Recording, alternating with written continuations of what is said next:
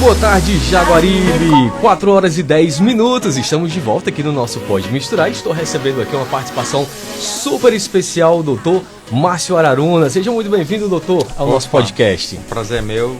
Fico já agradecido com o convite, Edilane, que é um prazer gigantesco para mim sempre vir onde eu estou para falar sobre cérebro, sobre emoção, comportamento. Para mim sempre é um grande prazer.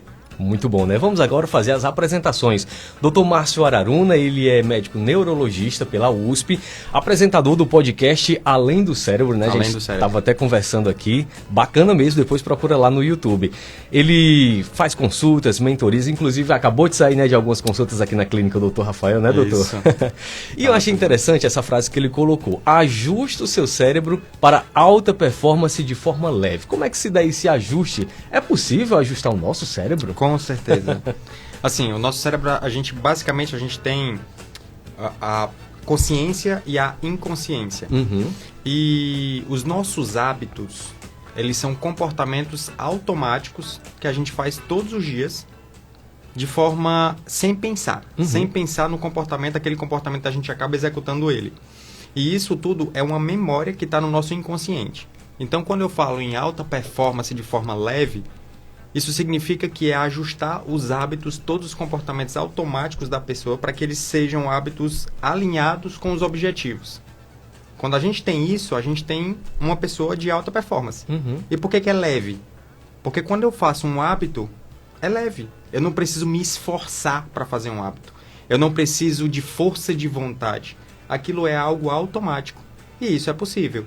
Desde que eu mapeie o comportamento, desde que eu tenha todo o entendimento de como funciona a rotina daquela pessoa, como funciona, quais são os valores, princípios daquela pessoa, a gente aprofunda um pouco na vida pessoal e a partir daquilo existe esse ajuste.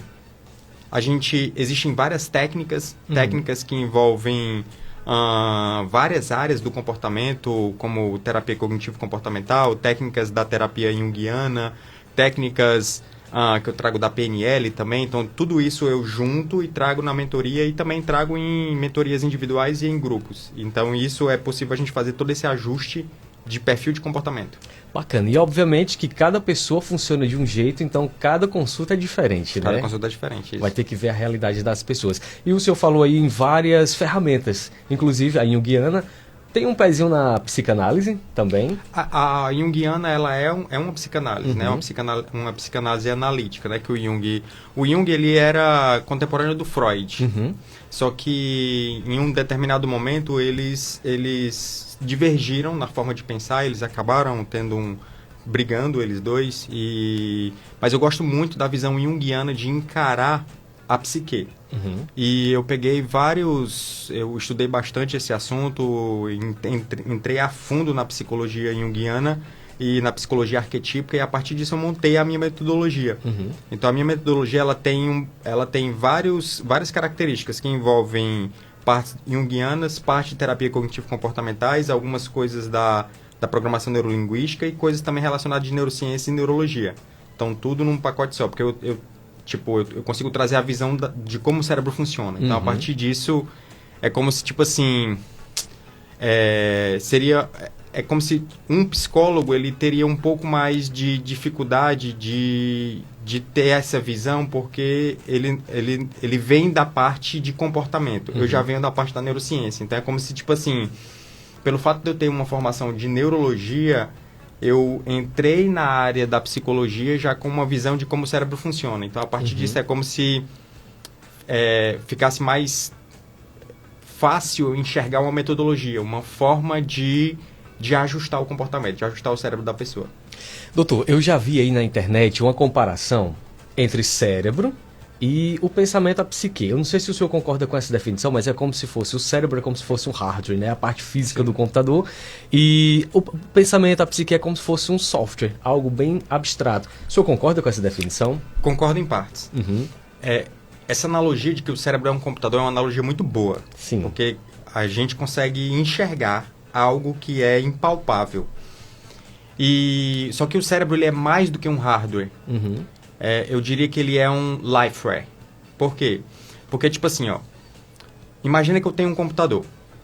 Esse computador, eu vou querer instalar um programa novo nele. Certo. Então, eu pego o programa e instalo no computador. Só que você concorda comigo que chega em um ponto em que às vezes o programa ele é um programa tão evoluído que exige tanta memória de dados RAMs que o computador já não segura mais? Pronto, só que o cérebro não é obsoleto, assim. Né? Exato. Só que eu não consigo, tipo assim, chegar no momento em que o cérebro de uma pessoa não consegue mais acompanhar e então chegou no limite. Estagnou. A gente não tem limite. É aí que tá. Só quem que dá o limite? Sou eu.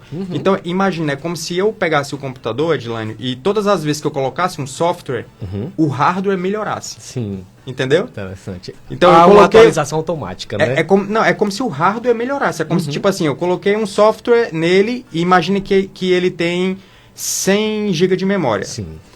Quando eu coloquei o software, essa 100 GB de memória passou para 200. Sim. Interessante. Então, o meu cérebro, todas as vezes que eu aprendo, a estrutura física dele muda, evolui. Só que junto com a estrutura física vem o software que ele ganhou, com o aprendizado. Então, todo aprendizado faz o meu hardware melhorar. Sim. Por isso que a gente chama de lifeware.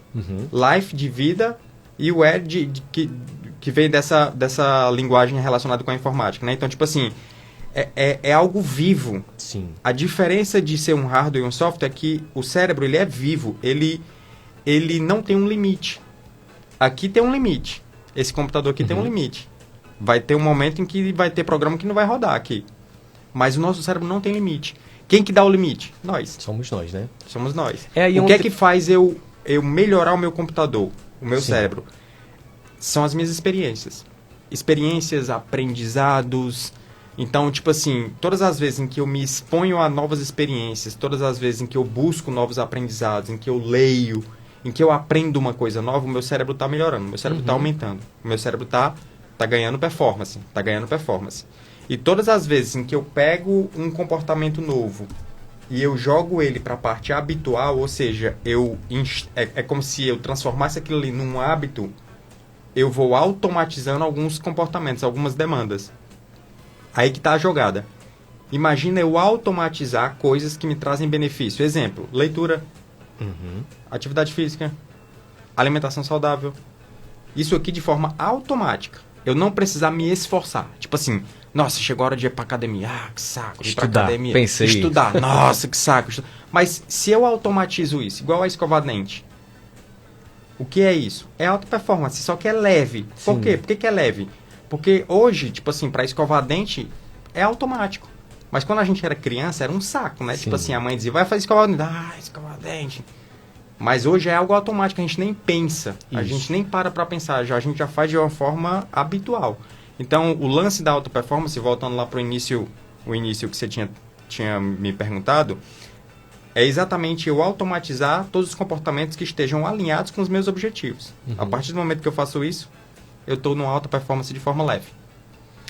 Pois é, aí eu volto para o estudo, que eu acho que muitas pessoas que estão nos ouvindo têm essa dificuldade na questão do estudo. Elas têm muita vontade, mas assim, quando elas sentam para estudar, tem uma dificuldade.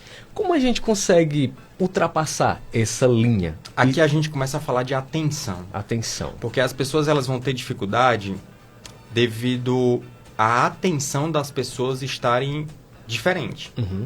A gente tá notando que, tipo assim... tanto que é um assunto muito falado, né? O TDAH, o déficit de atenção. O TDAH, ele afeta 5% da população adulta. Da população de criança, chega a 7%. Então, assim, de cada 100 adultos, 5... De cada 20, 1, né?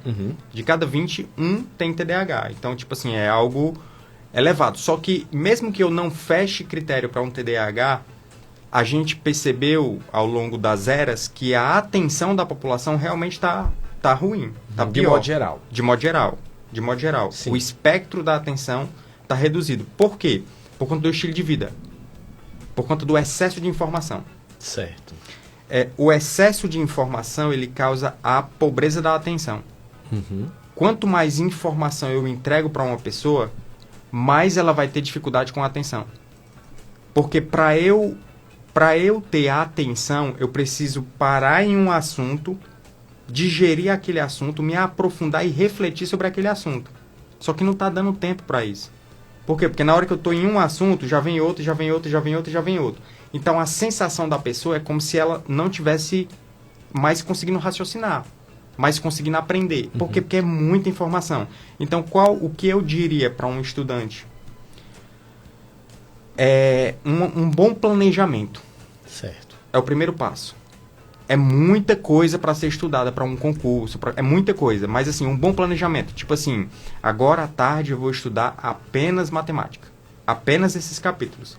Porque se ele estiver sentado, pensando em estudar matemática, mas ao mesmo tempo vem na cabeça dele, tem que estudar física também, tem que estudar química também, ele acaba ficando com isso. Excesso de informação, pobreza de atenção. Sim. Pobreza de atenção, ele não digere o conteúdo. Se ele não digere, não aprende, ele vai ficar mais ansioso. Isso. E ele ficando mais ansioso, a atenção piora mais ainda. Bem... Então ele fica num ciclo vicioso. E a gente está numa era onde existe a rede social. E existindo na rede social, você tem um viés cognitivo de comparação. Você passa a se comparar com a melhor versão do outro. A melhor versão do outro. Que só posta a melhor versão. Claro. Os bastidores. Claro, ninguém vai postar que está com dificuldade de aprendizagem, ninguém vai postar que está nervoso com a prova, ninguém vai postar isso. Então, a pessoa começa a ter esse viés, mesmo que ela tenha na mente dela, de que, tipo assim, não, aquilo ali é a melhor versão da pessoa, mas mesmo assim, de forma inconsciente, a pessoa ainda fica afetada. Existe mexe com a ansiedade da pessoa. Então, a gente está vivendo na era de maiores níveis de ansiedade que o planeta já viu. Inclusive, o Brasil é o país mais ansioso do mundo. O país mais ansioso do mundo é o Brasil. É o Brasil. E a ansiedade é algo que afeta bastante a população jovem, população produtiva. E é algo que traz um prejuízo gigantesco do ponto de vista econômico. Por quê? Porque uma pessoa que tem ansiedade, ela não vai produzir da mesma forma se ela não tivesse o transtorno. Sem contar que a ansiedade, ela é um estresse. Sim. Ela é um transtorno mental que gera um estresse no organismo. E esse estresse, ele começa a puxar vários outros braços de disfunção do organismo. Alteração de sono, aumento de peso, dor crônica e por aí vai. Então, a gente começou falando de atenção, a gente estava puxando para a ansiedade. É assunto infinito aqui, mesmo, como você estava falando. Se a gente começa a falar de cérebro aqui, a gente é assunto infinito. Com certeza. Mas então, com a ansiedade, com os níveis que a gente está de ansiedade, uma coisa fundamental seria... Eu comecei a falar de que, tipo, que a atenção está relacionado com o nosso estilo de vida. E desse estilo de vida sai aqui um pacote de desatenção, de ansiedade, de alteração de sono, de dor crônica, de cefaleia, enfim. Então eu tenho que mexer nesse estilo de vida. A maneira como as pessoas estão vivendo. A gente precisa falar mais de saúde. A gente precisa falar mais de atividade física, mais de alimentação, mais de nutrição de qualidade. Só para você ter noção, a qualidade nutricional nossa, ela reduziu em torno de 20% nas últimas décadas. A qualidade da nutrição do nosso alimento. Que a gente precisa para sobreviver, né? O organismo. O que chega na tua mesa, comparando com o que chegava na mesa do teu avô. Sim. A qualidade nutricional, ela reduziu em torno de uns 20%. Então, imagina, se o básico, que é comer bem, é algo que não está acontecendo, isso aí gera uma cascata de alterações no meu organismo. E isso traz impacto para o meu cérebro. Começa pela alimentação, então. A alimentação é um dos pilares básicos que a gente está vendo hoje. Aí, juntando com isso, vem a parte relacionada com a quantidade de informação. Sim. Rede social, quantidade de informação. Então, imagina, se eu já não estou me alimentando bem e eu tenho essa quantidade de informação, trazendo pobreza da minha atenção, a qualidade nutricional também vai mexer com a minha atenção, também vai mexer com a minha ansiedade, dependendo do estilo nutricional que eu tenho. Eu começo a aumentar o peso. Se eu começo a aumentar o peso, eu começo a dormir mal. Se eu começo a dormir mal, a ansiedade piora, a atenção piora. Então, assim, o estilo de vida moderno é um estilo de vida onde a gente está numa cascata de desregulação. É uma disfunção. Uma disfunção onde, quanto mais disfunção eu gero. Quanto mais disfunção eu vou gerando. Em relação ao estilo de vida, quais são os fatores que o senhor, ao longo da sua experiência, já identificou que são os maiores responsáveis por esse tipo de ansiedade? Alimentação, sedentarismo. A gente está Tipo, o mundo evoluiu de uma maneira em que, no passado, era natural a gente fazer atividade física. E esse passado, tipo assim, vamos lá, vamos para a era 2 gerações atrás. Seus avós. Uhum. Seu avô precisava caminhar para ir pegar um gado no curral, aí depois tinha que caminhar para ir resolver uma coisa. Hoje em dia é moto, né? Hoje em dia, tipo, não é mais nem cavalo, é moto. Então, o mundo ele foi ficando cada vez mais sedentário. Uhum. A gente não se movimenta. Televisão é controle remoto. Nem para ir até a televisão a gente vai mais. Escada é escada rolante, ou então elevador. Eu saio de casa, eu já entro no carro, eu vou pro trabalho, eu já entro. Então, tipo assim, a quantidade de passos dados diminuiu muito. Agora, eu falei comparando com 2 gerações. Uhum. Agora, imagina com 10 gerações. Lá, há muito tempo atrás, o ser humano ele foi feito para se movimentar. Isso. Foi feito para se movimentar. Só que nas últimas décadas, devido à grande mudança de estilo que aconteceu, a gente não está se movimentando, a gente está sedentário. Se a gente está sedentário, aí paralelo a isso, Edilane, olha que interessante, a quantidade de comida aumentou. Aí engorda, né? Aí engorda. E a qualidade da comida piorou. Então hoje eu tenho muita comida, tipo assim, é como se eu tenho comida estocada na geladeira. Uhum.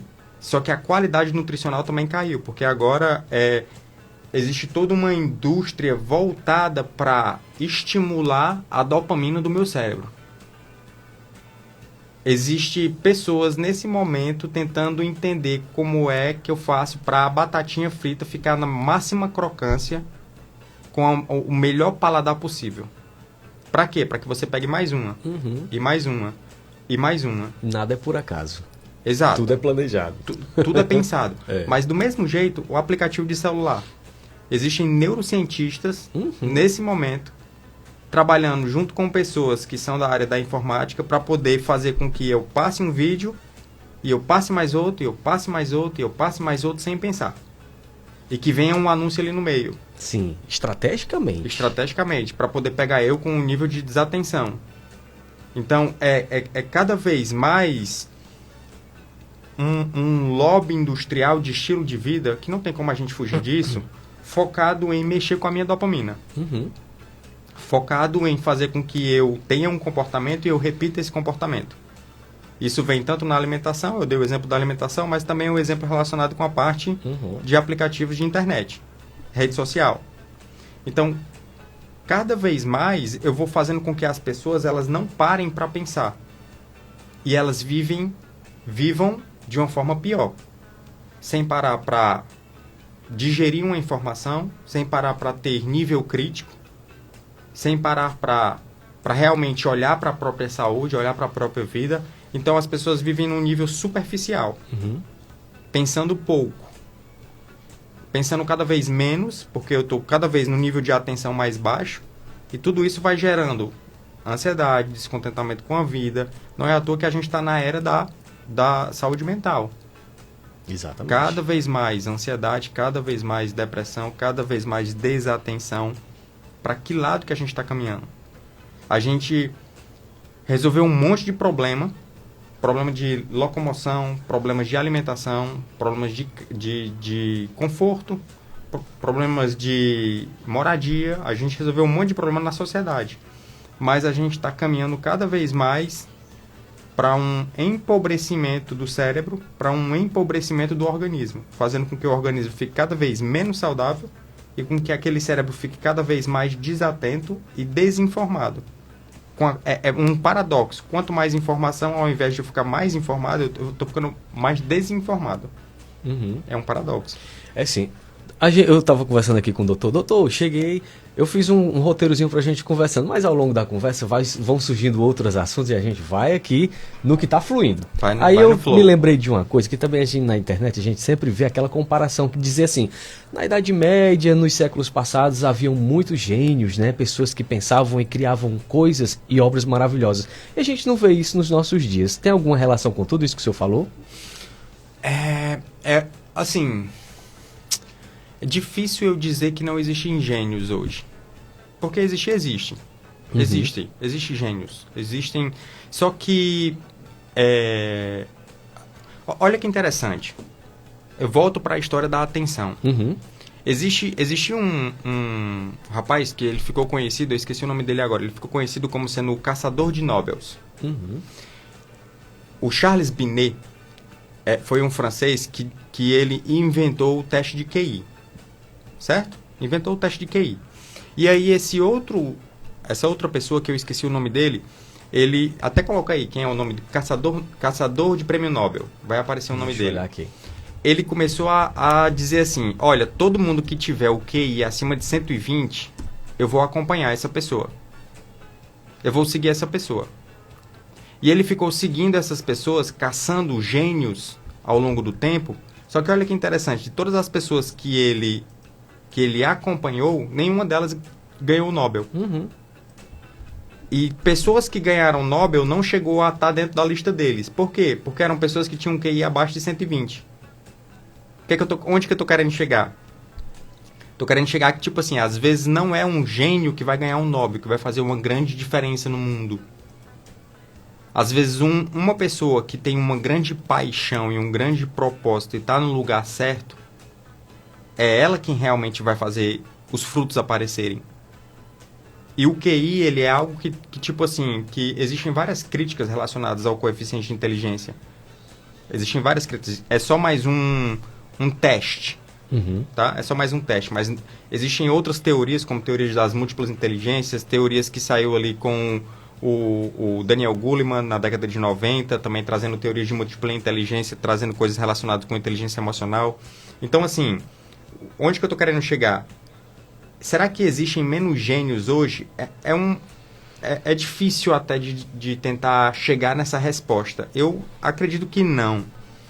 Mas, do ponto de vista global, a gente está vivendo numa era onde existe um grande paradoxo, onde existe muito mais possibilidade de eu gerar riqueza e ciência, e ao mesmo tempo eu estou, de maneira paradoxal, tendo mais crise de atenção, mais vivendo de uma forma pior. Sim, isso sim, sem sombra de dúvida.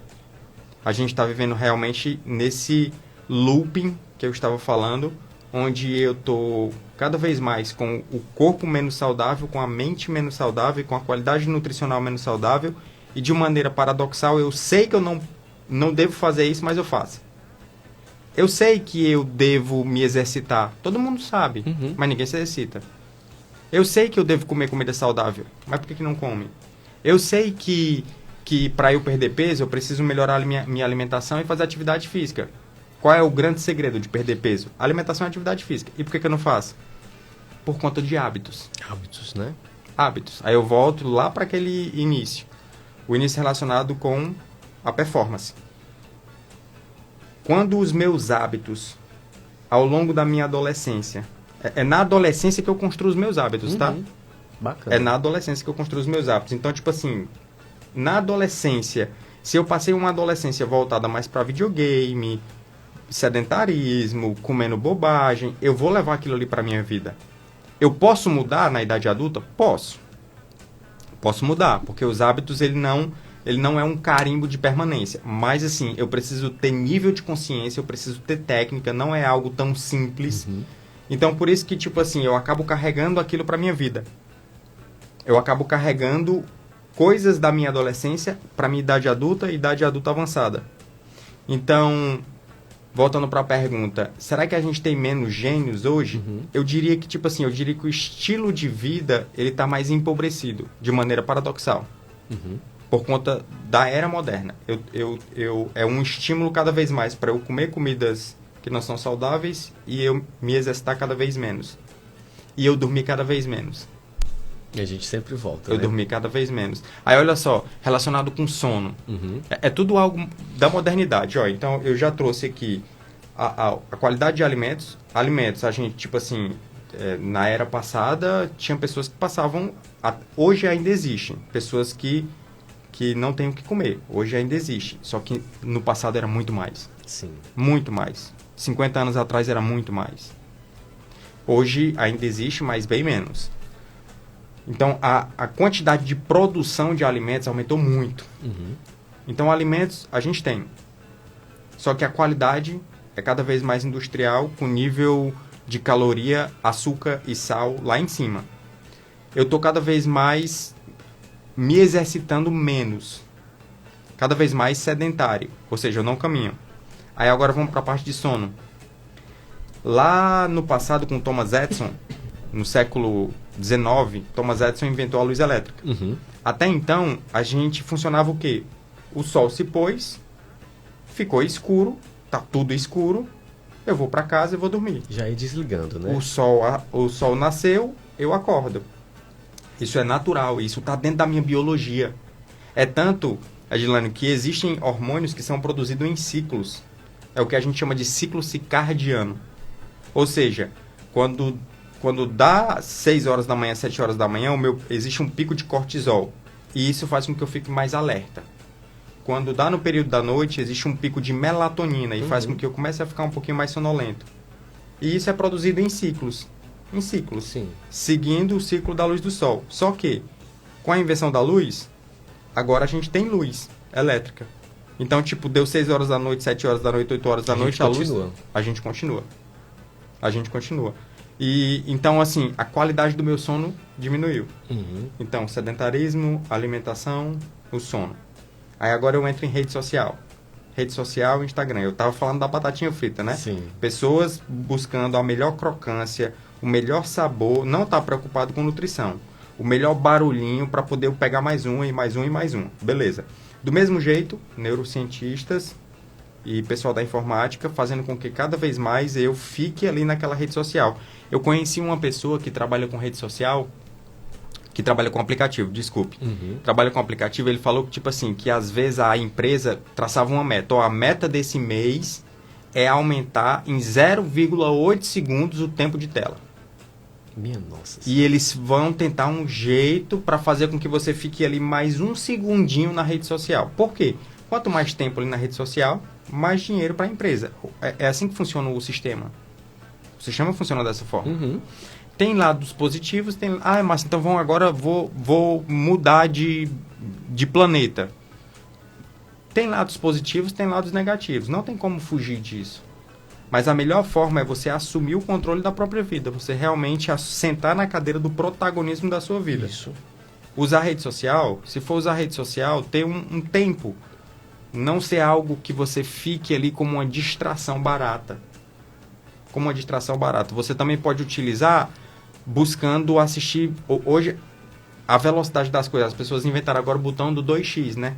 Para assistir as coisas de uma maneira mais rápida. Uhum. Só que se eu assisto mais rápido... 2 vezes velocidade, né? O que acontece? É mais informação. E eu digiro menos aquela informação. Se eu colocar você para assistir um vídeo no 2x e colocar uma outra pessoa para assistir um vídeo normal, e eu depois pegar vocês dois para fazer uma redação sobre o que você leu, a redação de quem leu na velocidade normal vai ser com muito mais detalhes do que quem viu em 2x. Uhum. Ou seja, muita informação, velocidade, menos atenção, menos eu consigo ter de informação que ficou ali na minha mente. Vai ser algo onde eu não vou ter profundidade. Aí a gente está vendo uma sociedade rasa, onde Isso. a pessoa tem um entendimento assim de várias coisas, mas aprofundado não tem profundidade. É generalista, mas não nada de especialista. Exato. Doutor, eu estava assistindo um vídeo recentemente, eu achei super interessante, tem muito a ver com o que você está dizendo. O cara, ele disse o seguinte, ele tinha feito 1 mês sem redes sociais. Só que ele percebeu que o problema não é a rede social em si, mas é o vício por conteúdo, por informação. Por quê? Porque ele disse que saiu totalmente das redes sociais, mas ficou viciado no YouTube. Ou seja, ele estava viciado em conteúdo, em informação. Ele não conseguia ir para um banheiro, tomar um banho sem estar ouvindo alguma coisa, entendeu? Ele tinha que estar sempre com algum tipo de informação. Achei super interessante. A rede social que eu falo é exatamente ter alguma informação. Uhum. Não é nem o fato de ele estar se relacionando com outras pessoas. Porque, na verdade, né? É a informação. E não é só a informação, é o fato daquilo ser desenhado de uma forma para lhe prender ali dentro. Porque, tipo assim, o seu YouTube é diferente do meu. Sim. Porque o seu, ele vai entregar só aquilo que você acha interessante. Então, aqui começa a trazer aqui um outro problema. Tem um estudo que mostra que, assim, o mundo ele vai ficando mais polarizado, mais extremo. E uma das coisas está relacionada com isso. Porque, assim, se você tem um posicionamento político e você começa a assistir um vídeo político, você começa a receber mais vídeo daquilo. Forma uma bolha. E forma uma bolha. Só que vai ficando uma bolha cada vez mais extrema. Porque os vídeos vão gerando cada vez mais vídeos de um conteúdo mais pesado, fazendo você ficar cada vez mais extremo. Ficando cada vez mais contra a outra posição. Sim. E querendo matar o outro lado. Porque você vai ganhando ódio. Até porque o que faz você ganhar engajamento são emoções fortes e negativas. Ódio, raiva, medo. É o que passa no jornal. O jornal ele é feito para quê? Para trazer notícias que me deixem, que me prendam. Então, o jornal ele vai ter notícias que vão me gerar sensação de medo, sensação de raiva, sensação de indignação. Pode prestar atenção. Pode prestar atenção. A linha editorial de um jornal é exatamente para fazer com que eu fique ali. E para eu ficar ali, não vai ser coisa que vai me deixar feliz. Porque se for um vídeo que me deixa feliz, eu passo pro próximo. Mas assim, quando é um vídeo que gera uma emoção negativa, me prende. Porque o ser humano ele foi feito para focar a atenção em aquilo que é perigoso. Tem sentido. É algo relacionado com evolução. Tipo assim, eu não sou evolucionista, tá? Sim. Eu realmente, eu creio que Deus criou tudo. Mas assim, o entendimento de evolução é algo que é uma forma de entender o nosso funcionamento, que faz sentido. Então, tipo assim, no passado, a gente precisava prestar atenção naquilo que era ameaçador. Então, eu foco a atenção no que é ameaçador. Naquilo que não é ameaçador, eu fico tranquilo. É igual imagina um animal, uma zebra, bebendo água na África. Se ela estiver de boa, ela vai beber ali de boa. Mas se ela estiver atenta, o foco de atenção dela vai para aquilo ali. Sim. Porque em qualquer momento pode ser uma onça vindo na direção dela e ela tem que ficar atenta. Então, o animal ele já tem esse viés cognitivo para aquilo que é negativo. Por isso que jornal, rede social e tudo vai me trazendo cada vez mais conteúdos que geram essa emoção. Por isso que eu vou ficando cada vez mais polarizado. E o mundo está polarizado. Isso. O mundo está polarizado. O mundo está... Eu diria que, tipo assim, ó, existem pessoas da área social, que estudam a parte social, antropológica, que está comparando a era atual com um período lá onde surgiu o nazismo, o fascismo. Hitler, toda aquela coisa extrema. Tipo assim, o mundo ele está começando a entrar de novo numa era onde está sendo tão crítico a polarização a ponto de, tipo assim, de especialistas dizerem que a gente está realmente entrando num período de pavio. Num pavio aí que, tipo assim... Que a qualquer momento pode vir uma terceira guerra mundial. Acontecer assim, uma desestabilização, né? Uma desestabilização e aí realmente começar a gente a viver aquilo que a gente viveu no século XX, né? Aquilo voltar a acontecer. Muito perigoso. Então, assim, doutor, por tudo que o senhor falou aí, eu acredito que na sua prática diária, você trabalha contra os seus próprios colegas que fazem aí as redes sociais? Eu posso falar desse jeito? Não, é que tá. Aquilo que eu estava falando. A gente não tem como a gente fugir disso. Eu não sou contra a rede social. Eu sou contra... O excesso, né? Não, eu sou contra a pessoa ficar na cadeira de passividade. Eu uso rede social, só que eu sei usar. Eu produzo conteúdo. Eu não sou uma pessoa que estou no passividade ali, simplesmente passando. Eu produzo algo e eu tento trazer qualidade exatamente para que seja algo que tenha nutrição. Sim. Que seja um conteúdo nutritivo, que não seja um conteúdo raso. Eu sou contra a pessoa ficar na cadeira de passividade onde ela simplesmente está passando um vídeo para o outro, de uma forma rasa.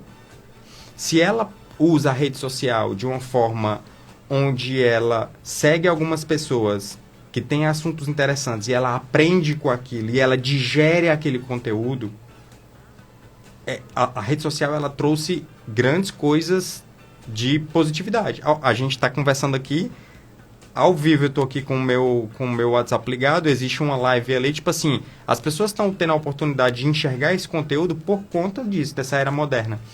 Mas é aí que tá. Se eu entrei numa live, depois entrei em outra, depois entrei em outra, depois entrei em outra, quando eu terminar, eu disse assim, o que foi que tu aprendeu?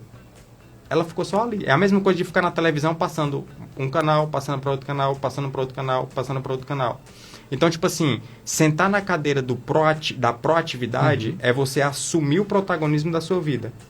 E você escolher nesse mar de informação um conteúdo para você aprender aquilo. E esquecer todo o resto. Se você vai um pouquinho aqui, um pouquinho aqui, um pouquinho ali, um pouquinho ali, um pouquinho ali, no final eu pergunto, o que foi que tu aprendeu?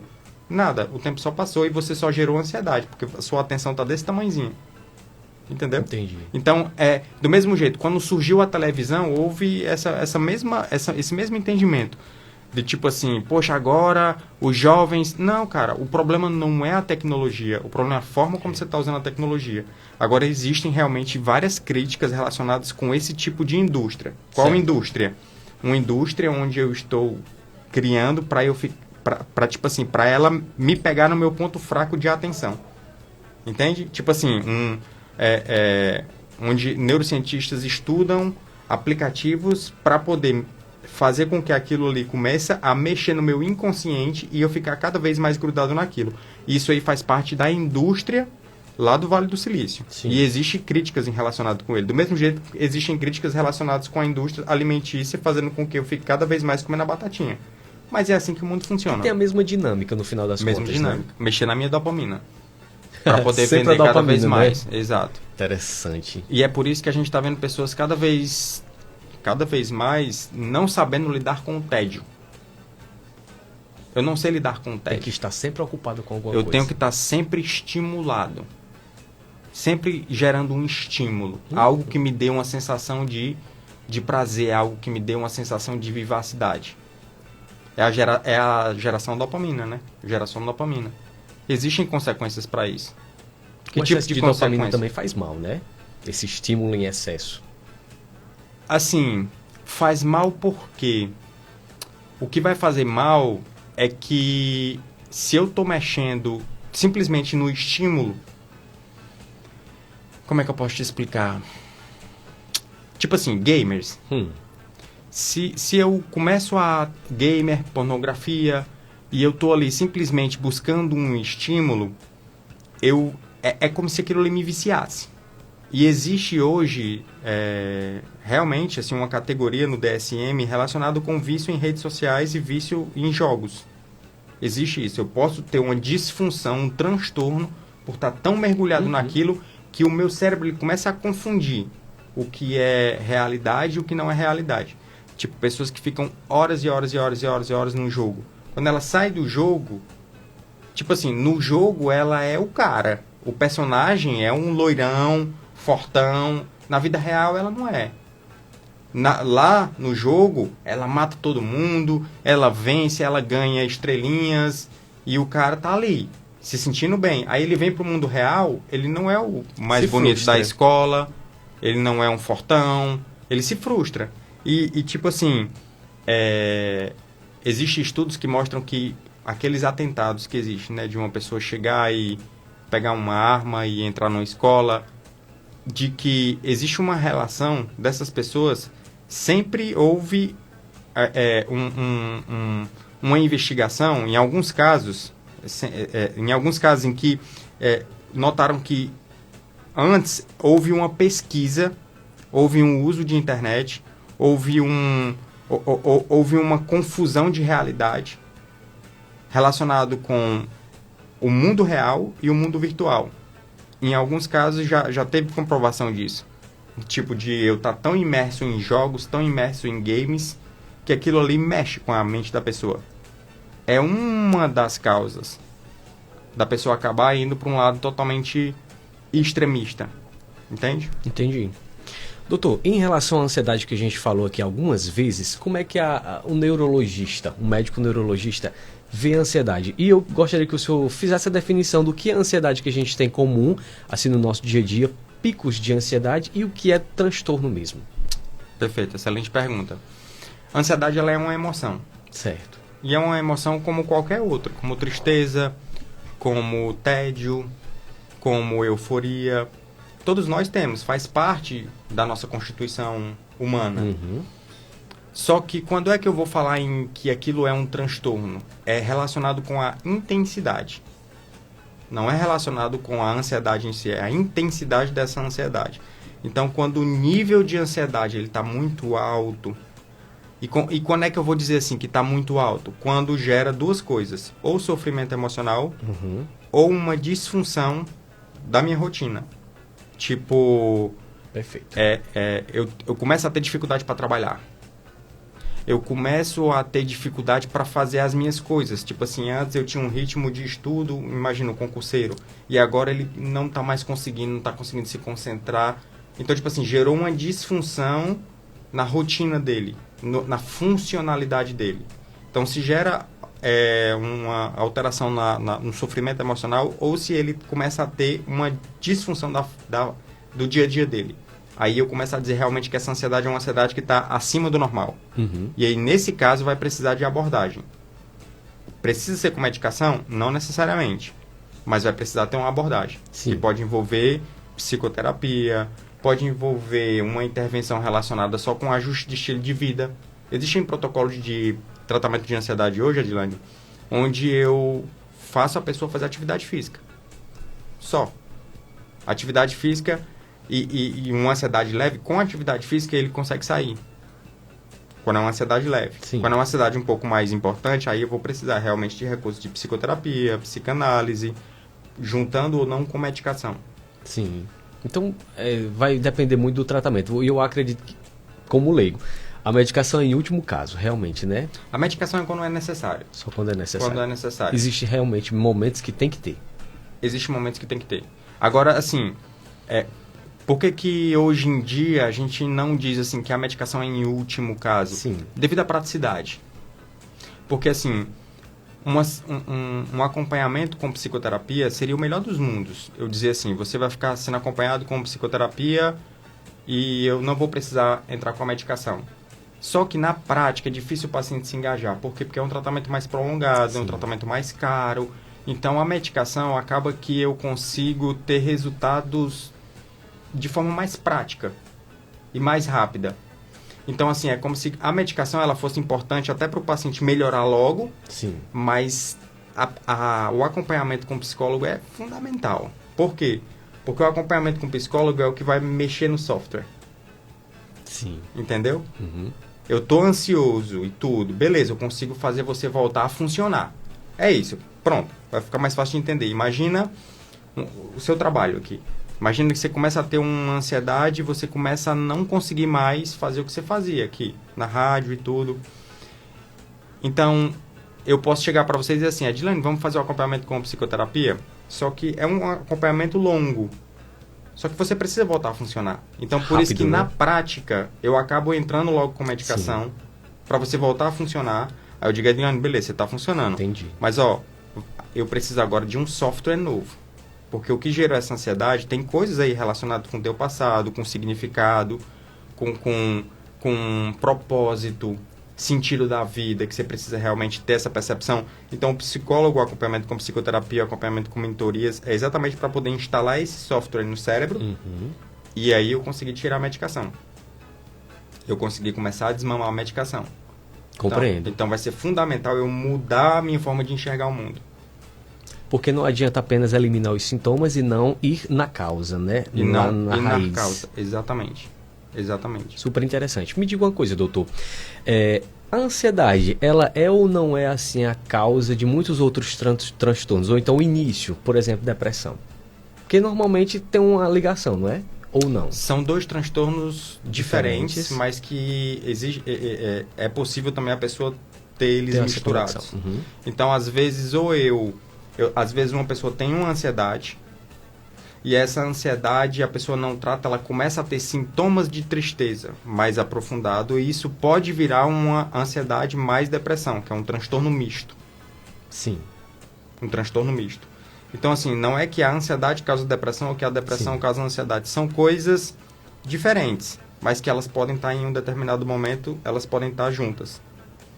Quando é que eu tenho uma depressão? Quando eu tenho uma tristeza na maior parte do tempo,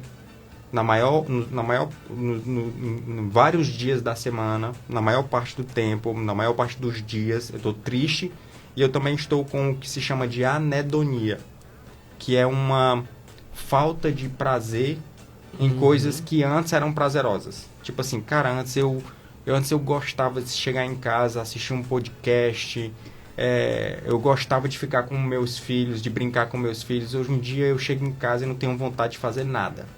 Não tenho aquela coisa que antes era prazerosa, não tenho mais interesse. Isso é uma anedonia. Então, quando a pessoa começa a chegar nesse nível de tristeza, de melancolia, sinal de alerta. Sinal, né? De alerta. Sinal de alerta para. E a gente vai entrar agora no Setembro Amarelo, né? Que é o mês de campanha verdade. Que se fala de suicídio, né? Você fala super bastante sobre suicídio. Né? Falando sobre isso, o senhor acha que tem a lenda, né? De dizer que se falar muito sobre suicídio estimula. Tem isso ou não? Tem que saber falar sobre o assunto. Mas, assim, é um assunto que precisa ser falado. A gente precisa falar sobre isso para alertar, principalmente, pessoas que estão próximas de pessoas que estão precisando de ajuda. Sim. Então, por exemplo, se um irmão meu, um amigo meu, eu preciso falar com ele. Porque uma pessoa que chega nesse ponto de suicídio, ela fala para os outros. Ela fala, né? Ela fala, só que ela não fala de uma forma clara. Ela fala tipo assim, eu quero ir embora. Ela dá sinais. Eu quero ir embora daqui. Eu quero ir embora daqui. Então, tipo assim, é para trazer o reconhecimento. Porque aquilo é um clamor de ajuda. É como se a pessoa estivesse levantando a mão e dizendo assim, me ajude que eu estou nas últimas. Então a gente precisa falar sobre isso. Só que, tipo assim, quando vai se dar notícias sobre esse assunto, existe uma recomendação para a forma como você vai dar essa notícia. Não é nem que você vai estimular, mas é que, tipo assim, se uma pessoa ela tá bem mal e aí começa a vir notícias sobre o assunto de uma forma como alguém fez, aquilo ali vai colocar um pensamento no cérebro dela. Entendi. Concorda comigo? Pensamento. Implantou, né? Vai plantar um pensamento no cérebro dela. Mas não é que eu tenho que falar. Só que eu tenho que falar de uma forma responsável. Eu não posso... tanto que vocês não podem, vocês do jornalismo, vocês não podem ficar trazendo notícias de qualquer forma sobre esse assunto.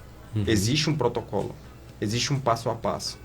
Existem recomendações da Sociedade Brasileira de Psiquiatria de como trazer uma notícia sobre suicídio. Porque realmente é algo que eu posso mexer com a psique de algumas pessoas. Pessoas que já estão com a psique fragilizada, dependendo de como a notícia chega, sim. Entende? Então, por isso que... Mas a gente precisa falar sobre suicídio. É necessário. É necessário. É necessário a gente trazer esse entendimento de que não é frescura, depressão não é frescura. Porque existem pessoas que dizem assim... ele fica só falando direto, que ele fica direto falando que quer se matar, mas ele não se mata não. Quem quer se matar não conta não diz não, já se mata. Tem gente que fala isso, assim, principalmente na frente de uma pessoa que está depressiva, sabe? Na verdade, fala, como eu estava falando, né? Na verdade... É um pedido de socorro, né? É um pedido de socorro. É um pedido de socorro. Doutor, eu não sei se o senhor lembra de uma série, eu não vou saber pronunciar em inglês, mas é Os 13 Porquês, né? Sim. Que é a história daquela menina que ela gravou, né? Contando todo o sofrimento que ela acumulou, né? Ao longo de um certo tempo, e ela cometeu o suicídio. O senhor lembra, né? Dessa história? Pois é. Dizem que aquela série estimulou muitos casos. Sim. É verdade, né? É verdade. Porque eu acho que a abordagem não foi a ideal, a correta, verdade, né? O índice de suicídio aumentou depois daquilo ali. Mesmo a série trazendo, no final de cada capítulo a série trazia, né? Se você tem algum problema, entre em contato com esse número. Mas assim, a maneira como foi passada a série é algo que vários psiquiatras, vários neurologistas chegaram a criticar. Porque realmente houve um aumento... do ponto de vista estatístico, sim, de suicídios depois logo após a série. E outra, eu lembro que a cena do ato também foi detalhada, não é legal? Era uma cena em que o diretor ele queria trazer ele queria não romantizar. Essa era a proposta. Ele quis não romantizar o ato, mostrar que realmente era algo muito sério. Só que a construção ao longo de todos os episódios era de uma forma romantizada. Entende? Entendi. Era como se o assunto do suicídio era uma forma romantizada. Tipo assim, era uma pessoa fazendo uma investigação de uma menina que diz assim, eu vou mostrar daqui a tantos dias eu vou me suicidar e vou mostrar o motivo. Só que de uma forma muito romântica, a cena em si é uma cena que ele tenta mostrar de uma forma crua. Sim. Que não é uma brincadeirinha, só que até chegar ali foi de uma forma muito romantizada. Eu concordo. Foi de uma forma muito romantizada. A cena em si, eu achei uma cena bem feita. Sim. A cena em si é bem feita. A cena em si gera... Só que mesmo assim, até nisso, é algo delicado, sabe? É algo que, para eu construir isso num cinema, numa arte, eu preciso pegar a informação de especialistas para poder saber uma maneira de passar isso de uma forma responsável, de uma forma que gere o debate e não de uma forma que gere uma curiosidade irresponsável. Eu entendo, perfeitamente. Doutor Márcio, 5 horas em ponto. Infelizmente vamos ter que parar por aqui. Tranquilo. Mas assim, eu quero agradecer imensamente a sua presença aqui no nosso programa. Agregou muito. Essa live vai ficar salva e aqui o espaço é seu. Opa, você pode vir quantas vezes você quiser. Inclusive, Setembro Amarelo está chegando, né? Já fica a dica. Também pra gente trazer séries, filmes também relacionados a isso pra gente discutir. Eu acho super interessante, viu? Fechado. Gostaria que o senhor desse aí seus agradecimentos finais pros nossos ouvintes e pro nosso público na internet. Tranquilo. Gente, foi um prazer enorme estar aqui. Eu tô super à disposição. Vocês podem me encontrar aí na rede social também, no Instagram, doutor.marcioararuna. Eu sempre tento trazer conteúdo de qualidade, conteúdo nutritivo. Não conteúdo raso, um conteúdo realmente que gere nutrição. Tranquilo? Estou super à disposição. O que for para falar sobre cérebro, emoção e comportamento, podem contar comigo. Show de bola. E esse foi o doutor Márcio Araruna, médico neurologista. Esteve aqui com a gente no nosso programa. Mais uma vez, muito obrigado, viu, doutor? E a gente vai seguindo aqui, trazendo para você muito mais música. Eu só tô aqui vendo onde é que está. Agora eu me enganchei, viu, doutor? Mas agora achei. Vamos ficar com Seu Desejo, participação especial do Daniel Almeida. Prepara o copo e o coração.